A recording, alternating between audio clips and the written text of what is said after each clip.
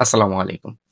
আমি আজকে যে ভিডিওটা করব দেখেন, আমরা যারা মুরগির ফার্ম করি, যারা মুরগির ফার্ম করতেছি দেখবেন অনেক সময় দেখা যায় যে মুরগির পিছে দিয়া অপর আরেকটা মুরগি ঠোকরায়, ঠোকরায় একদম সাদা একদম পশমগুলো একদম উঠায় ফেলে।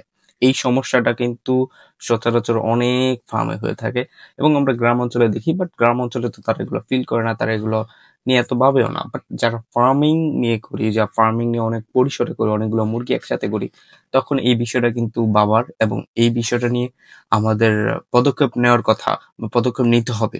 যখন একটা মুরগি অপর একটা মুরগিকে ঠোকরায় একদম পিছিয়ে দেয়া দেখা যায় পশম একদম ওঠায় সাদা করে ফেলে। সো আমাদের এই পদক্ষেপগুলো নিতে হবে। সো আমরা ১ম এটা আমি অনেকগুলো জানার পর দেখলাম যে আসলে এই জিনিসগুলো কেন হয়? কেন একটা মুরগি আরেকটা মুরগিকে কেন ঠোকরা-টুকরি করে কেন? এর সবচেয়ে বড় সমস্যাটা হচ্ছে যখন আমরা একই ছোট্ট একটা ঘরে, জাস্ট ছোট্ট একটা ঘরে যেখানে মুরগি ধরেন রাখা যাবে ১০০, বাট আমরা ওইখানে রাখি ২০০। তখন অতিরিক্ত মুরগির কারণে একটা মুরগি আরেকটা মুরগিকে ঠোকরানো স্টার্ট করে। ইভেন আমরা দেখা যায় যে একটা ফার্মের মধ্যে মানে অতিরিক্ত আলো দিয়ে রাখি, অতিরিক্ত সাদা আলো দিয়ে রাখি যেটা থেকে মুরগি অনেক উত্তাপ মানে মানে এখান থেকে এটা সেটা সেটা মানে দৌড়াদৌড়ির মধ্যে থাকে। তখন এই জিনিসগুলো মুরগি আরেকটা মুরগিকে ঠোকরায় সাদা করে ফেলে। ইভেন আমাদের খাবারের প্রোটিন থাকে না, ক্যালসিয়াম থাকে না। তখন একটা মুরগিকে যখন আপনি খাবারে ক্যালসিয়াম এবং প্রোটিন কম দিবেন, তখন এই জিনিসগুলা ঠোকরা-ঠুকরি জিনিসগুলা করে।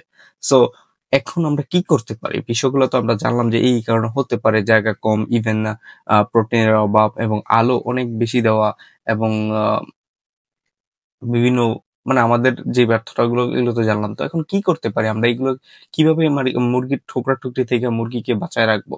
সো ১ম এ আমি বলি যদি আপনার সম্ভব হয়, আপনি একটা ঘরে যতটুকু প্রয়োজন যে কটা মুরগি রাখতে পারবেন সেই কটাই রাখেন। এর বেশি নয়। অতিরিক্ত মুরগি রাখতে যাবেন না। ধরেন আপনার ১০০ মুরগি রাখার কথা সেখানে ১০০ ই রাখেন। অতিরিক্ত রাখতে গেলেই সমস্যা এবং আমরা দেখা যায় একটা ফার্মে আমরা অনেক সাদা আলো ব্যবহার করি, অনেক লাইটিং ব্যবহার করি। ২৪ ঘন্টার মধ্যে চেষ্টা করবেন ১৬ থেকে ১৭ ঘন্টা জাস্ট লাইটিং এ রাখার জন্য মুরগিগুলোকে। বাকিটা সময় অন্ধকার বা আ আরেকটা কথা, ফার্মে আপনি চেষ্টা করবেন একটা লাল টাইপের লাইট লাল টাইপের অর নীল ইফেক্টেড এরকম লাইট ব্যবহার করার জন্য। একদম সাদা এরকম ব্যবহার করবেন না ভাই। এবং ক্যালসিয়ামের অভাবটা আপনি কেমনে প্রোটিনের অভাবটা কিভাবে আপনি দূর করবেন? দেখেন প্রোটিনের অভাবটা আপনাকে দূর করতে হলে আপনাকে কিছু একটা পদক্ষেপ নিতে হবে। সেটা হচ্ছে আপনি মাছের যে একটা শুটকির মতন থাকে যে খৈল, মাছের খৈল এটা আপনি খাওয়াতে পারেন। এতে করে মুরগির যেই প্রোটিনের অভাবটা সেটা দূর হয়ে যাবে ইনশাআল্লাহ।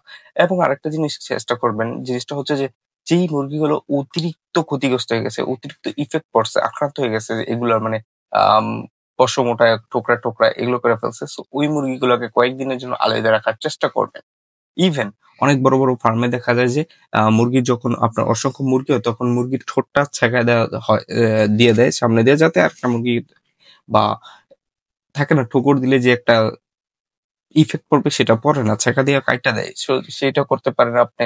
ইভেন সরি এটা করতে পারেন। সো আ এবং আরেকটা আইডিয়া দেখছিলাম আমি এটা Facebook এ দেখছিলাম যে আপনি যদি আপনার ফার্মের ভিতরে নিম পাতা, পেঁপে পাতা বা বিভিন্ন শাকসবজির পাতাগুলো ঝুলায় রাখেন, তখন মুরগিগুলো ওই পাতাগুলো নিয়ে ব্যস্ত থাকে।